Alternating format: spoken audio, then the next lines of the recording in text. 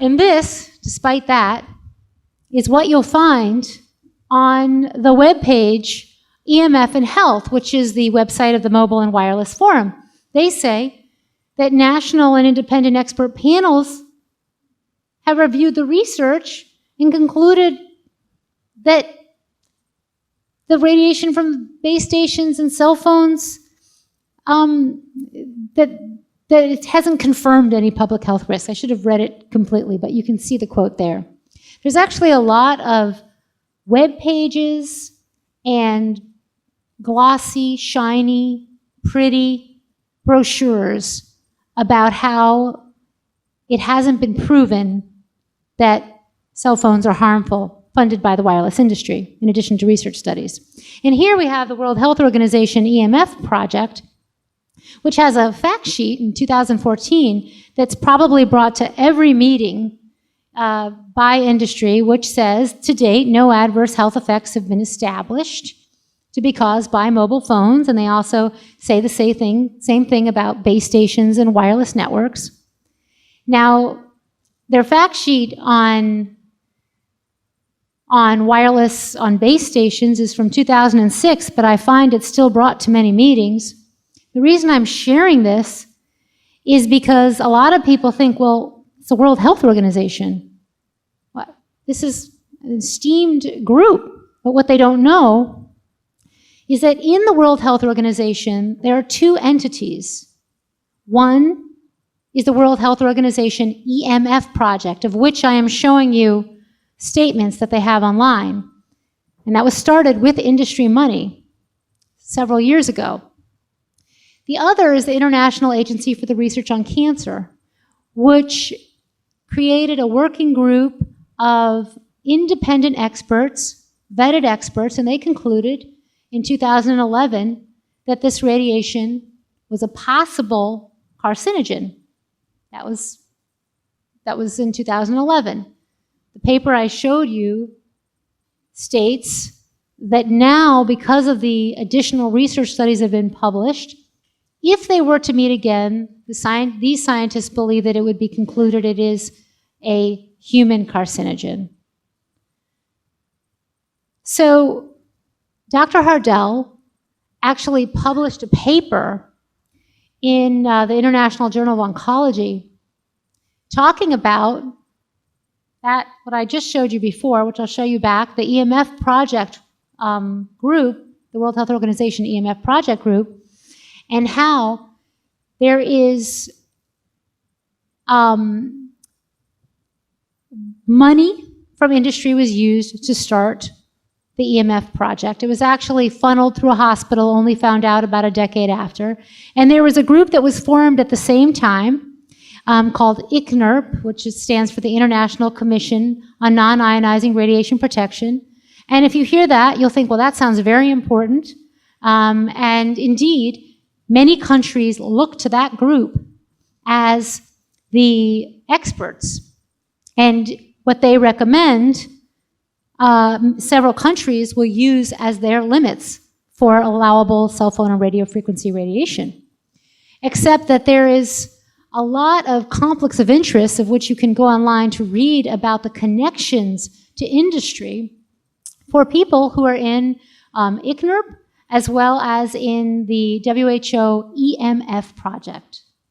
So when you're told by your school principal, or when Verizon comes and gives a talk, like they just did in New Jersey by someone who contacted me the other day, and they say, the World Health Organization says it's not established,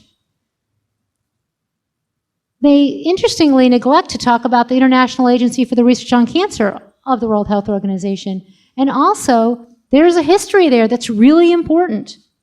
And people say, oh, you know, it's just, a lot of people often think if I start talking about industry influence that I'm, you know, these are just these, what is the term that's used? Conspiracy theories. And what I'd say is, you know, this is just good business. It's good business practice. This is what's happening in many other environmental health issues, and it just is what is. Follow the money follow the money. So something else that is a real concern with these small cells and 4G and 5G densification is the impact to wildlife, birds, and bees. There is many studies that have been published. I'm going to quote Dr. Alfonso Balmori, who did a lot of research reviews on impacts to the environment. He says, existing guidelines do not protect wildlife.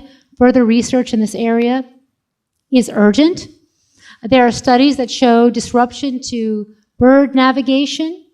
Published research on bees has found reduced motor activity, biochemical changes, inducing the worker piping signal, which is a sign of stress in a colony, decline in colony strength, changes in the queen egg-laying rate as well. You can go online, we have a section on bees. There was a study that was just done on, I showed you a cell phone to the head of a child and the absorption into the head. Well, what about the absorption into insects or animals? So this was a study that looked at absorption of the submillimeter and millimeter waves into different insects, just a few, and found that there was an increased, the higher the frequency, until the frequency was about the size of the insect, and then there was a change. But as you can see here, at 2 gigahertz, with, remember, the blue is not as much absorption, and then it goes to purple and red.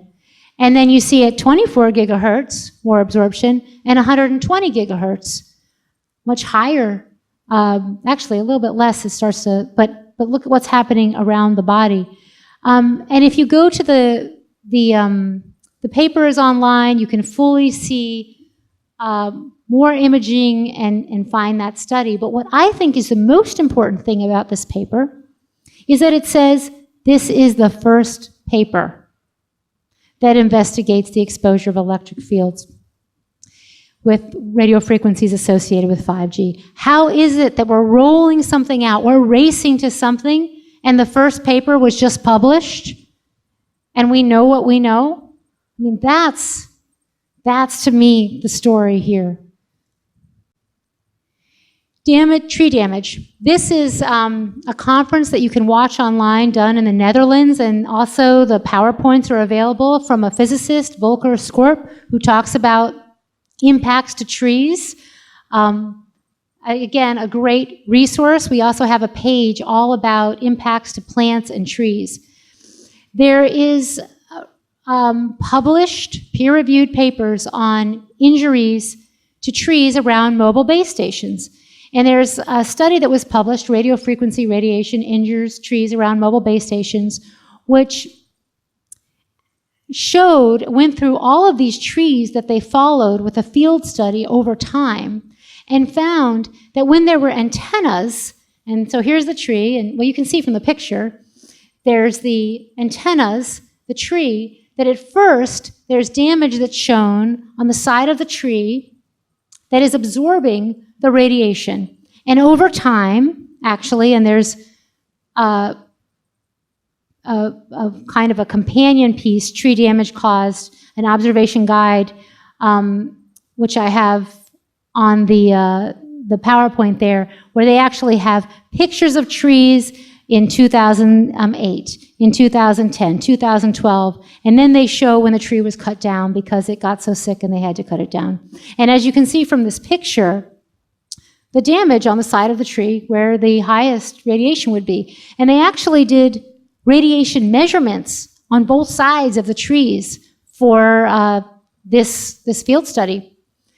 And they have the measurements listed also in the observation guide. Because what's happening is the tree is absorbing the radiation. And so it's not as high on the other side.